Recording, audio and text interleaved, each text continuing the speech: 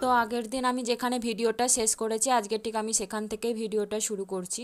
তো দেখো এদিকে আমার আম পোড়ার যে খোসাটা সেটা ছাড়ানো সম্পূর্ণ কমপ্লিট।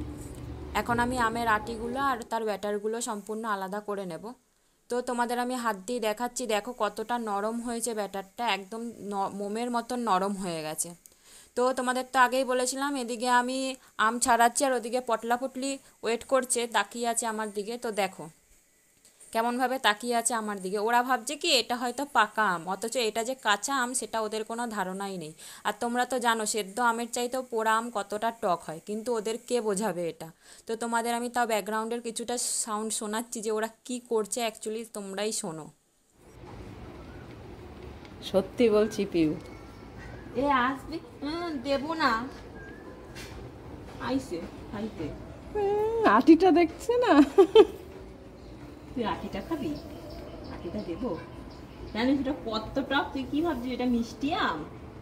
পাগল কোথাকার।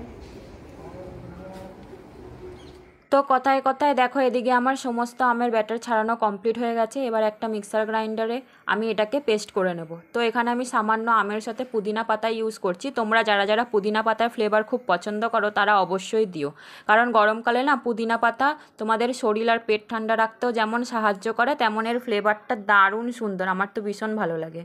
তো এখন এই মিক্সারটা বানানোর জন্য তোমাদের প্রথমে একটা মেজারিং কাপ অনুযায়ী তার হাফ কাপ চিনি নিতে হবে। এবার যদি তোমরা হাফ কাপ চিনি নাও তো সেই মেজারিং কাপ অনুযায়ী কিন্তু তার 1 কাপ জল নিয়ে নেবে।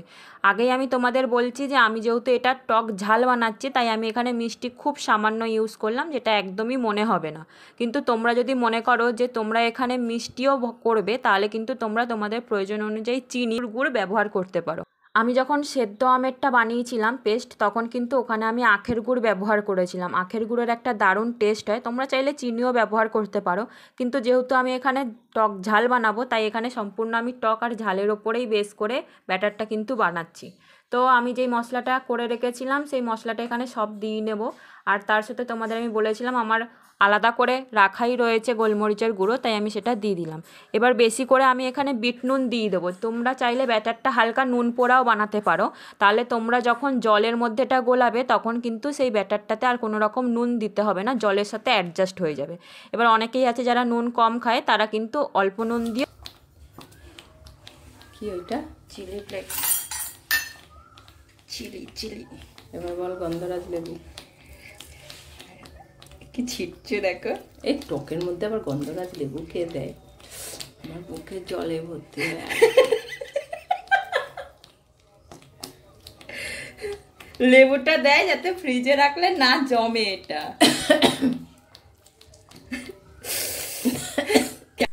তো তোমরা নিশ্চয়ই বুঝতেই পারলে কেন আমি এখানে লেবু ইউজ করেছি। তোমরা যখন ফ্রিজে রাখবে তাতে যদি তোমাদের ব্যাটারটা শক্ত হয়ে যায়, তাই জন্য যাতে শক্ত না হয় তাই কিন্তু আমি এখানে লেবু ইউজ করেছি।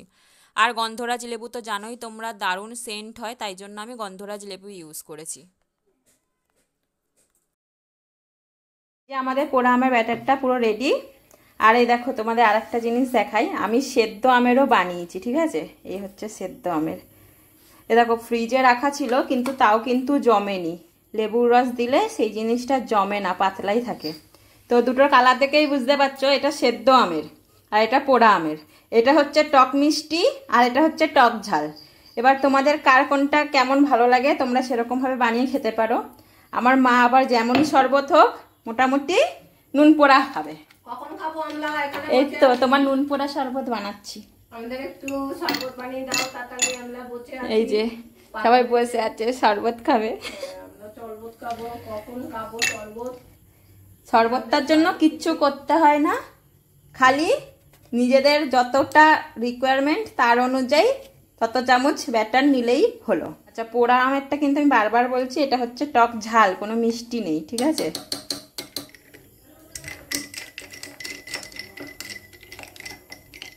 এ দেখো এটা হচ্ছে টক ঝাল আর এটা এটা হচ্ছে সেদ্ধ আমের টক মিষ্টি, ঠিক আছে? তো মা যেহেতু এটা খেয়েছে অলরেডি টক মিষ্টিটা, তো মাকে আজকে আমি টক ঝালটা দেবো। নাও। বরফ দিয়েছিস? ঠান্ডা বেশি করার জন্য।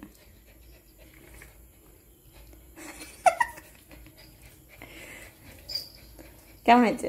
ভালো আছে। তোরাও খাবি? খেতে চায় না দিলে। কিন্তু এগুলো টক, ওদের দেওয়া যায়? হ্যাঁ দেওয়া যায় না, এমনিও খায় না।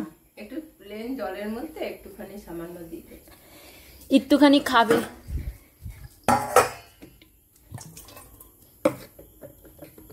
এই যে জল দিয়ে দে।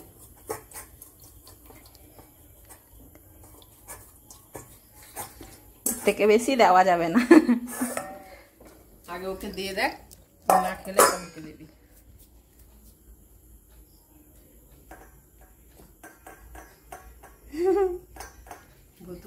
খাবি না? আর খাবে না।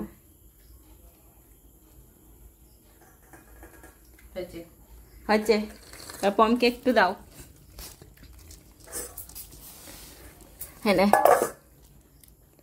হয়ে গেছে, গন্ধতেই হয়ে গেছে। না বেশি বুতুকে, বুতু হ্যাঁ হ্যাঁ বমি করবে, না থাকতে না। এমনি প্লেন জল দিবি। আর এ দেখো, এটা হচ্ছে টক মিষ্টি, ঠিক আছে? কার কোন ফ্লেভারটা ভালো লাগে অবশ্যই জানাবে। আমার বেসিক্যালি টক মিষ্টি ভালো লাগে, আর তোমাদের জামাইয়ের আবার টক ঝাল পছন্দ। তো আজকের ভিডিও এত পর্যন্তই। তোমাদের ভিডিওটা কেমন লাগলো অবশ্যই জানাবে, আর রেসিপিটাও জানাবে যে কেমন লাগলো, ঠিক আছে? পরে দেখা হবে আবারও একটা নতুন রেসিপি বা ভিডিওর সাথে। আজকের জন্য এতটাই, টাটা।